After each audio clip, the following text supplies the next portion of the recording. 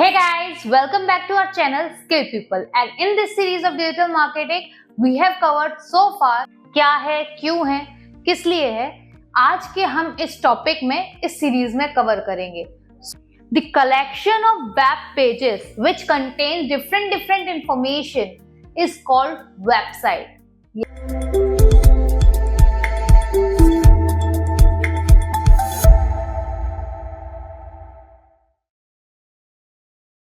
Hey guys, welcome back to our channel Skill People, and in this series of digital marketing we have covered so far what is digital marketing, what is its need, difference between digital marketing, traditional marketing, copywriting, keyword research. हमने ये कुछ topics हैं जो अब तक cover किए हैं। And now next topic is website creation कि वेबसाइट क्या है।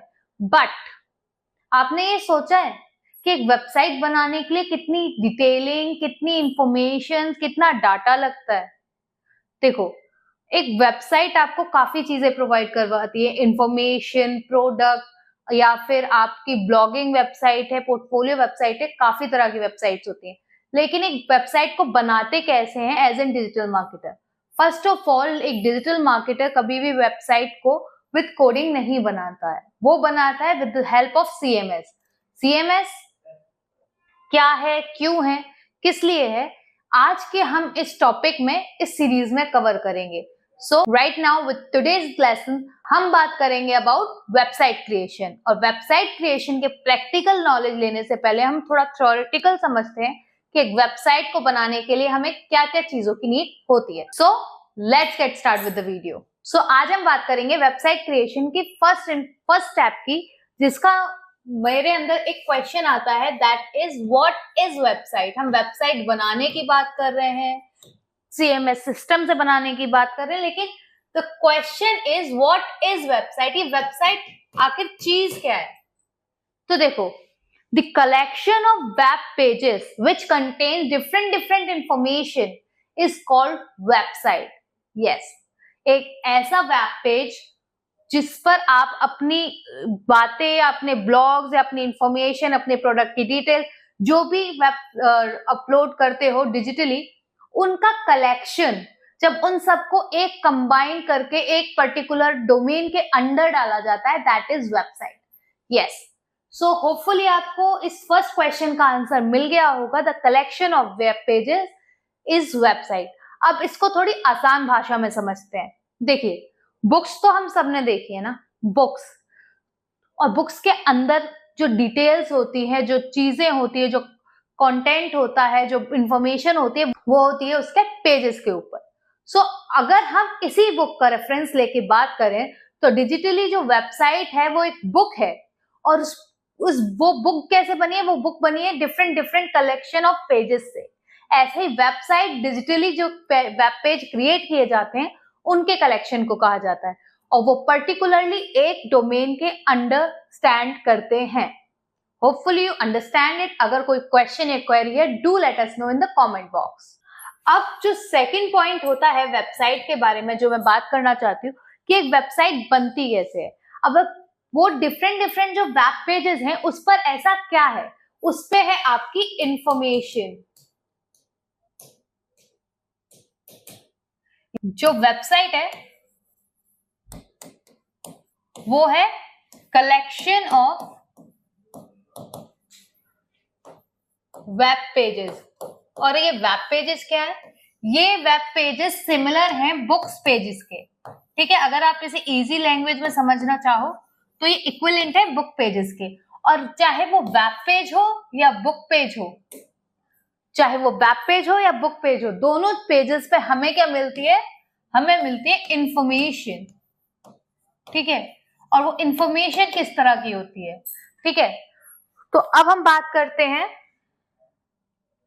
वो जो इंफॉर्मेशन है जो हम वेब पेज पर प्रोवाइड करवाते हैं, वो होता है डाटा आपके बारे में, या आपके प्रोडक्ट के बारे में, या आपकी सर्विसेज के बारे में। अब वो डाटा किसी भी फॉर्म में हो सकता है, वो इमेज के फॉर्म में हो सकता है, वो टेक्स्ट के फॉर्म में हो सकता है, वो वीडियो के फॉर्म में हो सकता है, वो ब्लॉग्स के फॉर्म में हो सकता है, इन्फोग्राफिक्स के फॉर्म में हो सकता है, या वो आपकी प्रोडक्ट डिटेल भी हो सकती है।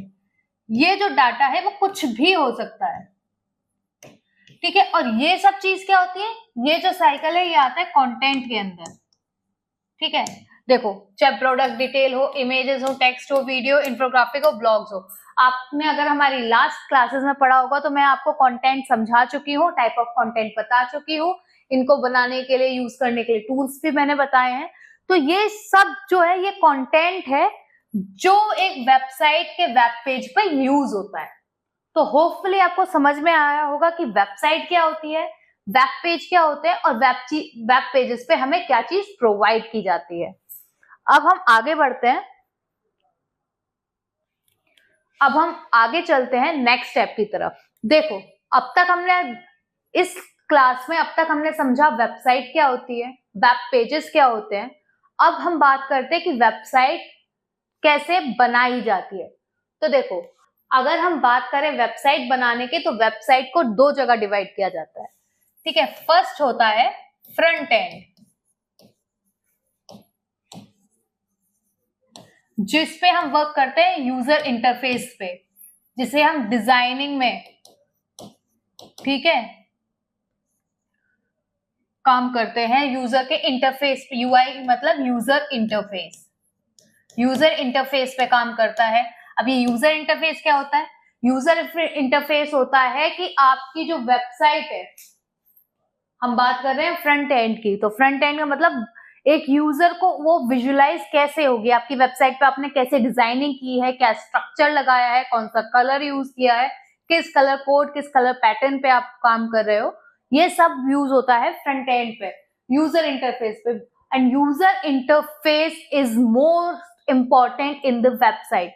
लोग कंटेंट बाद में पढ़ेंगे, पर आपकी वेबसाइट कितनी कैची है, ठीक है, आपकी वेबसाइट का स्ट्रक्चर कैसा है, आपकी वेबसाइट कितनी मतलब अपडेटेड है, कितनी डायनामिक है, कितनी अच्छी इंफॉर्मेशन दे पा रही है, कितनी अच्छी तरह से विजुअलाइज हो रही है, ठीक है। एक अच्छी इंफॉर्मेशन एक गंदी डिजाइन वेबसाइट पर लोगों का अट्रैक्शन नहीं ला सकती, लेकिन एक बहुत अच्छी तरह से डिजाइन वेबसाइट पर कंटेंट अगर थोड़ा पुअर है तो वो चल जाएगा। क्यों? क्योंकि उसका यूआई अच्छा है, लोगों को उससे इंटरेक्ट होने में, एंगेज होने में मजा आ रहा है, वो विजुअलाइजेशन अच्छा है, वो लोगों को मतलब सुंदर लग रही है, ठीक है, लोगों का ध्यान, अटेंशन ग्रैब कर पा रही है।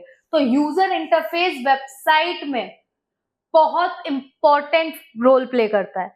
तो अब आपने समझा कि फर्स्ट जो फेज होता है वेबसाइट का वो होता है फ्रंट एंड, और फ्रंट एंड पे बेसिकली आपको फर्स्ट स्टेप में फ्रंट एंड पे ही काम करना है, जिसमें आपको बताना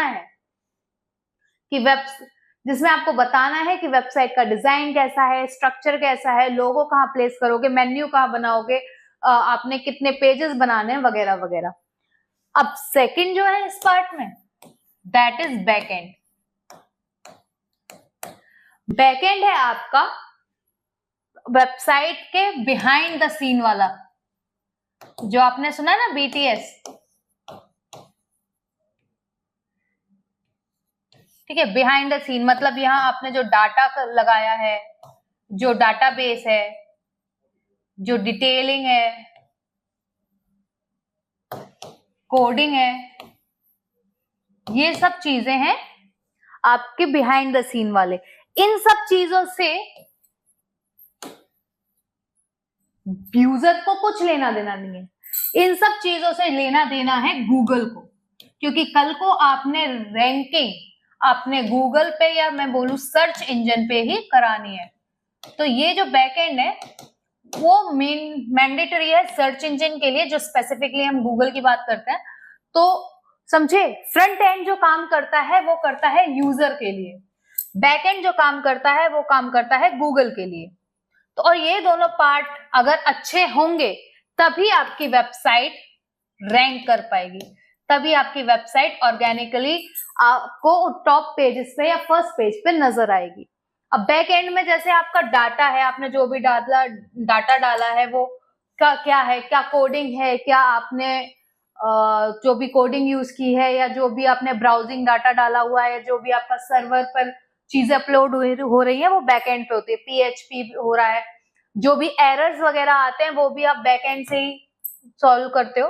तो ये 2 एंड है वेबसाइट के जिन पर आपको फोकस करना है। बट अब यहां वर्ड यूजर है कोडिंग, मैंने बोला था CMS। देखो CMS है कंटेंट मैनेजमेंट सिस्टम, ठीक है।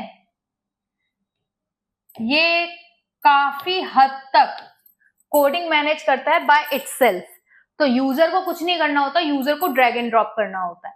बट मैं वेबसाइट बना रही हूं, मुझे सिर्फ ड्रैग एंड ड्रॉप करना है, लेकिन ड्रैग एंड ड्रॉप के पीछे जो कोडिंग होती है वो CMS करता है। तो अल्टीमेटली हो कोडिंग ही रही है, बस हमें नहीं करनी पड़ती, उसके लिए एक AI टूल या एक हेल्पिंग टूल है हमारे पास।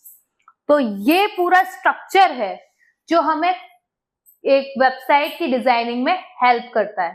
अब सिर्फ यही नहीं है, काफी और डिटेल है जो हम नेक्स्ट वीडियो में बताएंगे। Hopefully you understand and like this video. आपको समझ में आया होगा कि हम किस टॉपिक पे कन्वे कर रहे हैं, किस टॉपिक को आप समझाने की कोशिश कर रहे हैं। अगर आपको इस टॉपिक से रिलेटेड कोई भी इंफॉर्मेशन या और डिटेल में वीडियो चाहिए या और कोई कंफ्यूजन है, do let us know in the comment box. And for more amazing videos, like, share, subscribe, and obviously hit the bell icon.